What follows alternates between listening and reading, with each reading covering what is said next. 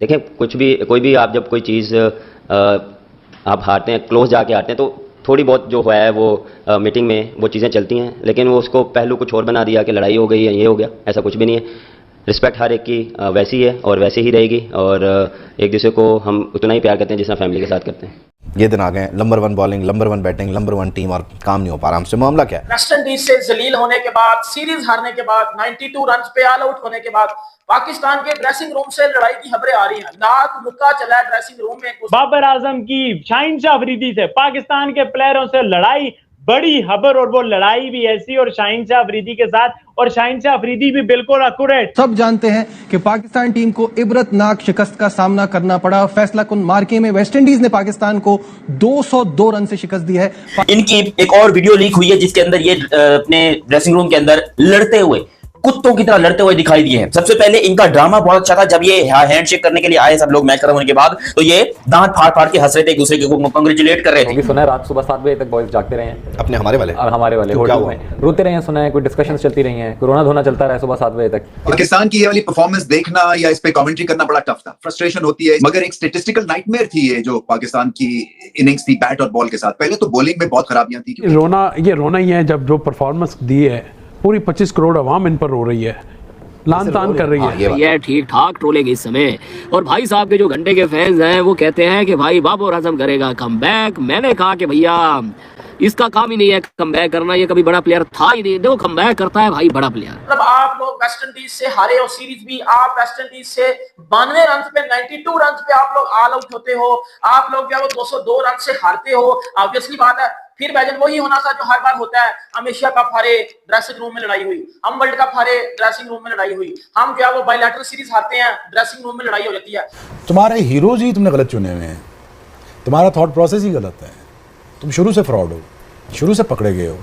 तुमने ICC champions trophy में ही बता दिया कि जो हम नंबर 1 आगे 1.5 दिन के लिए। रोया कौन है रात को? देखिए जी, ये प्लेयर्स बहुत लड़ाई भी हुई है, और आपने जो प्रेस कॉन्फ्रेंस देखी है, सिर्फ बाबर रोया नहीं, उसके आंसू नहीं गिरे, और उसके होंठ जिस तरह कप कपा रहे थे, वो रोने वाला आपने कभी बच्चों को या किसी को मुश्किल में देखा तो रोते भी देखा है। मगर मैं कहता हूँ उसकी हिम्मत है। नेपाल आजम के नेपाल आजम ही बने रहोगे। बाबर भाई टाटा बाय बाय, खत्म। पाकिस्तान क्रिकेट की यूनिटी यहीं तक थी, और दुख के साथ कहना पड़ रहा है, ये कोई खुशी की बात नहीं है कि हमारी टीम में जो है ना वही पुराने जमाने में, वो मैच फिक्सरों के जमाने में जैसे होता था, जो पिछले दौर में होता था, इधर ग्रुपिंग उधर ग्रुपिंग, और हर कोई कसूरवार है। बाबर भाई मैं कहां से लाके दूं बाबर आजम और मोहम्मद रिजवान को रावलपिंडी, मुल्तान, कराची की विकेटें, जहां ये मन मर्जी के रन्स करें और वो रन्स करके ये सुपरस्टार्स बन जाएं, ये किंग्स बन जाएं, ये ब्रैडमैन्स बन जाएं।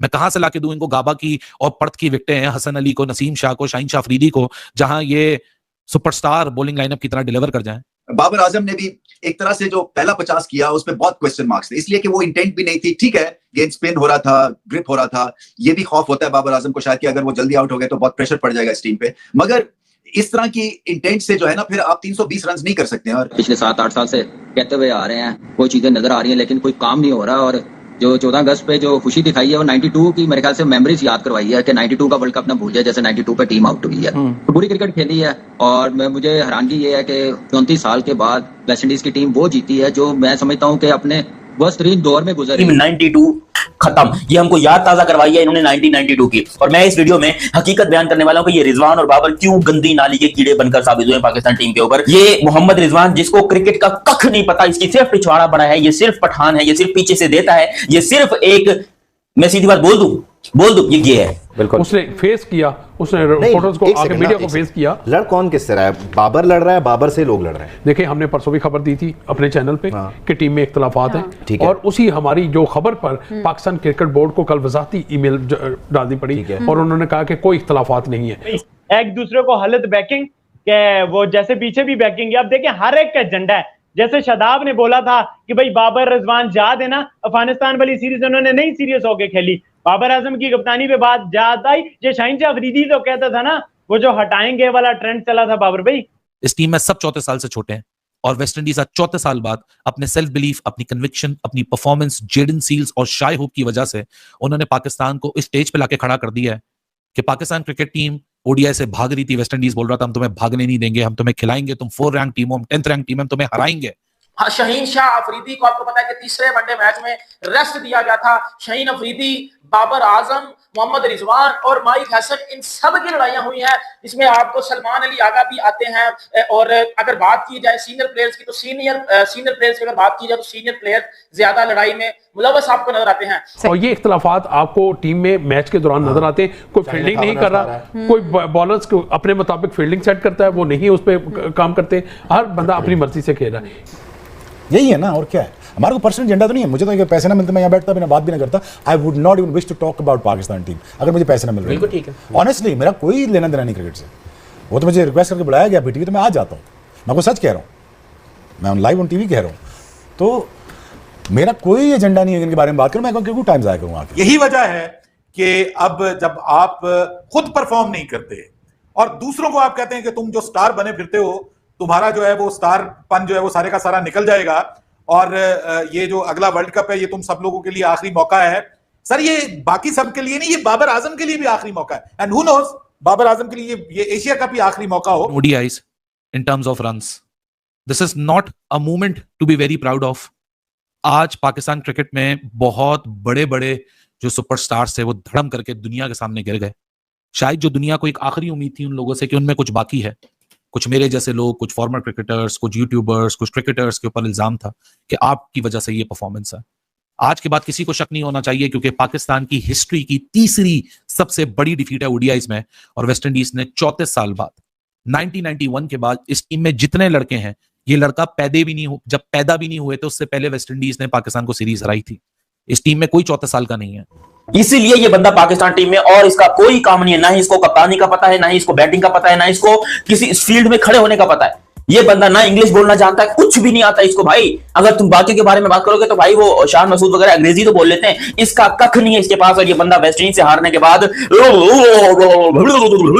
इस तरह की इंग्लिश बोल रहा है कि इसको खुद समझ में आ रही हो तो आ रही हो, किसी और को तो कम से कम समझ में नहीं आ रही है। ये इतना घटिया और पैथेटिक इंसान, ये पाकिस्तान के जो प्लेयर्स हैं उनके ऊपर बरस रहा है। हालांकि कसूर सबका है, मैं भी मानता हूं, लेकिन ये बंदा कह रहा है देखिए जी इस तरह होता है कि आपको अग्रेसिव होकर खेलना पड़ता है, आपने तो बिल्कुल ही छोड़ दिया, आपको इस तरह खेलना चाहिए था। बड़ी इज्जत के साथ पेश आ रहा है, क्योंकि इसको पता है कि भैंस के टक्कर तो खुद जीरो पे आउट हुआ है।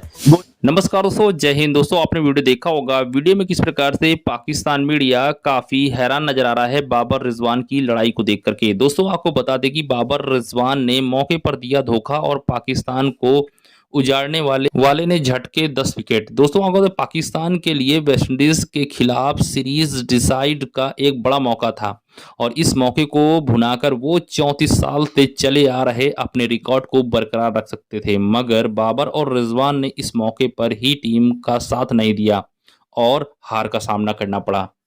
इसी को देख करके पाकिस्तान मीडिया काफी बौखलाया हुआ नजर आ रहा है, और वह बाबर रिजवान को कोसता नजर आ रहा है, कह रहा कि घंटों इनसे कुछ नहीं होगा, इन्हें टीम से बाहर निकाल देना चाहिए। वेस्टइंडीज के खिलाफ मौके पर दोनों ने ही दगा दे दिया, और पाकिस्तान को जब इन दोनों की सबसे ज्यादा जरूरत थी तो इन्होंने हथियार डाल दिए। नतीजा ये हुआ कि पाकिस्तान के हाथ से सिर्फ मैच ही नहीं फिसला, बल्कि सीरीज भी हाथ से चली गई। इस मैच के कप्तान रिजवान ने फिर से वही काम किया जो वे पहले से करते चले आ रहे हैं। उन्होंने 5वें गेंदबाज पर पूरा ठिकरा फोड़ दिया है। इसी को देख करके पाकिस्तान मीडिया काफी हैरान नजर आ रहा है और परेशान नजर आ रहा है। इसी पे दोस्तों पूरा वीडियो है, अगर दोस्तों वीडियो अच्छा लगा हो तो हमारे चैनल जरूर सब्सक्राइब कीजिएगा, लाइक कीजिए। दोस्तों मिलते हैं नेक्स्ट वीडियो में। धन्यवाद दोस्तों, जय हिंद।